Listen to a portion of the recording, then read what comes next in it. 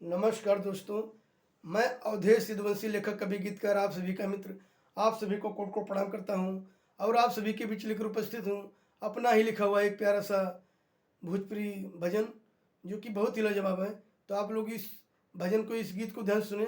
अगर गीत भजन अच्छा लगे तो इस वीडियो को ज़्यादा से ज़्यादा शेयर करें, लाइक करें, कमेंट करें और मेरे चैनल को सब्सक्राइब कर लें आगे वाले वीडियो भजन गजल सुनने और देखने के लिए।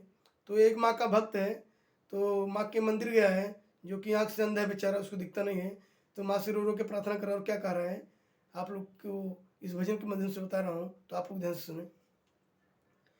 अरे कैली हम कवन कसूर हो नयनवा से सूर कैलू माई, कैली हम कवन कसूर हो नयनवा से सूर कैलू माई, नयनवा से सूर कैलू माई, नयनवा से सूर कैलू माई, कैली हम कवन कसूर हो नयनवा से सूर कैलू माई, कैली हम कवन कसूर हो नयनवा से सूर कैलू माई।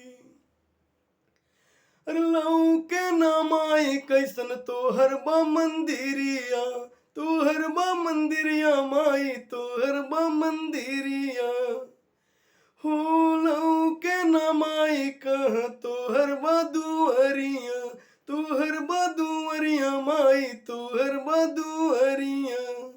अरे बानी हम बड़ा ही मजबूर हो नयनवा से सूर कैलू माई, बानी हम बड़ा ही मजबूर हो नयनवा से सूर कैलू माई, नयनवा से सूर कैलू माई, नयनवा से सूर कैलू माई, कैली हम कवन कसूर हो नयनवा से सूर कैलू माई, कैली हम कवन कसूर हो नयनवा से सूर कैलू माई। अरे कैसे के माई तुम्हें नारियल चढ़ाई, नारियल चढ़ाई माई, नारियल चढ़ाई हो। कैसे के माई तुम्हें चूनर चढ़ाई, चूनर चढ़ाई माई, चूनर चढ़ाई। अरे कहवा जराई हम कपूर हो नयनवा से सूर कैलू माई, कहवा जराई हम कपूर हो नयनवा से सूर कैलू माई, नयनवा से सूर कैलू माई, नयनवा से सूर कैलू माई, कैली हम कवन कसूर हो नयनवा से सूर कैलू माई, कैली हम कवन कसूर हो नयनवा से सूर कैलू माई। लऊ के नामाई कैसन तोहर बसूरतिया, तोहर बसूरतिया माई, तोहर बसूरतिया हो।